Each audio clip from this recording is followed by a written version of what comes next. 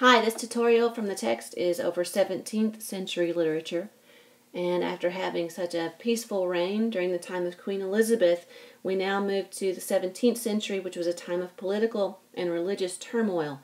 There was a lot of violence that went on, a great struggle of power, particularly between the Puritans of Parliament and the monarchy and the Anglican Church. If you recall, the ruler of England was also the ruler of the Church of England, also known as the Anglican Church.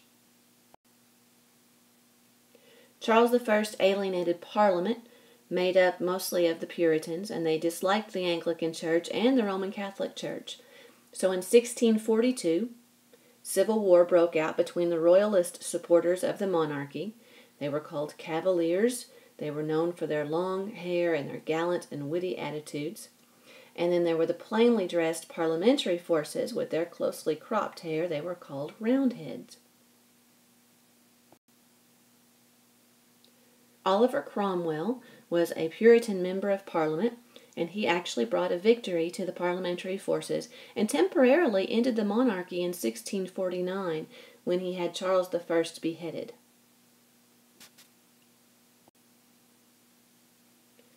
When the Puritans, under the rule of Cromwell, finally came in charge of England, they frowned on all forms of frivolity. That included theater, which was shut down. And then we also know that Cromwell was a dictator who enacted laws that restricted personal liberties.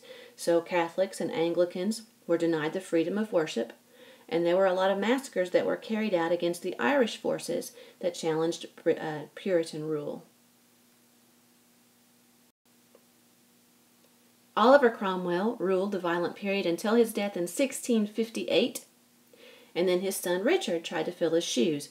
But by 1660, just a couple of years later, the people got tired of Puritanism, and they restored the monarchy to a Stuart king.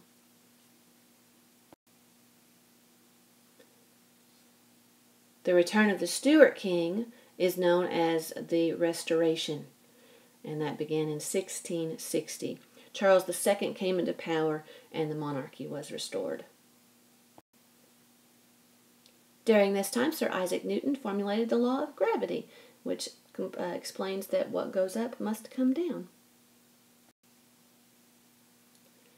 James II came into power in 1685, but he was a Roman Catholic ruler and was unpopular in the Anglican area.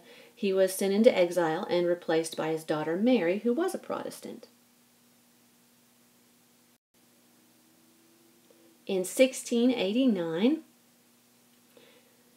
the Bill of Rights that limited a monarch's power was enacted. And what was important about this was it stated that an absolute monarchy would no longer reign above the law. Prior to that, they could do whatever they wanted to if they were royalty. But we finally get rid of that and start to recognize the rights of the people. In 1665, the Great Plague swept through London, killing 68,000 people.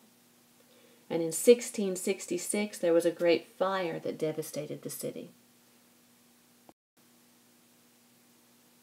The rule of James I is called the Jacobean Age, and the rule of Charles I is referred to the Caroline Age.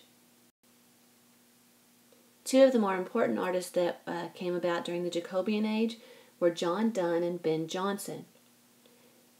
John Donne specialized in what was called metaphysical poetry, and metaphysical poetry was work that contained these unusual, intellectually demanding metaphors. And what we're going to see there would be our love is like a compass, and we'll see that in Valediction, Forbidding Mourning.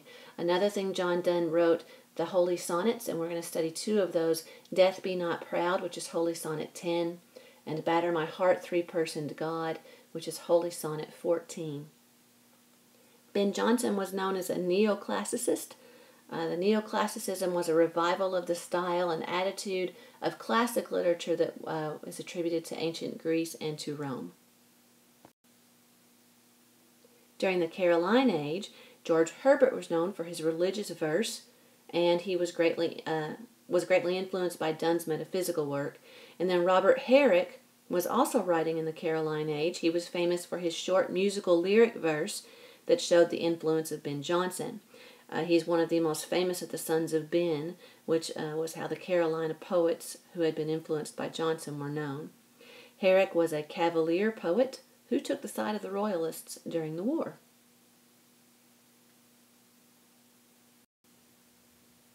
Andrew Marvell was a Caroline poet who showed characteristics of both Donne and Jonson, and we're going to study a work from him called To His Coy Mistress. John Milton is considered the greatest poet of the 17th century. He developed his own remarkable style, and we're going to study Paradise Lost, at least just one little section of it, which is absolutely brilliant. After the Restoration in theater, the comedy of manners became very popular. They poked fun of the behaviors of the upper class. And then also, for the first time, now that theater was restored, women were allowed to act on stage. Prose works of the century were mostly nonfiction. They wrote essays, histories, criticisms, etc. But there is one exception, and that is in John Bunyan's work called Pilgrim's Progress. And Pilgrim's Progress is an allegory. An allegory is a work in which characters, settings, and events work as symbols to teach a moral lesson. We saw that with the Minister's Black Veil probably last year. And also, this particular story is about a hero whose name is Christian and his friend named Faithful, and they are working their way toward heaven. I hope you enjoy the works of the 17th century, and we'll take it up from there.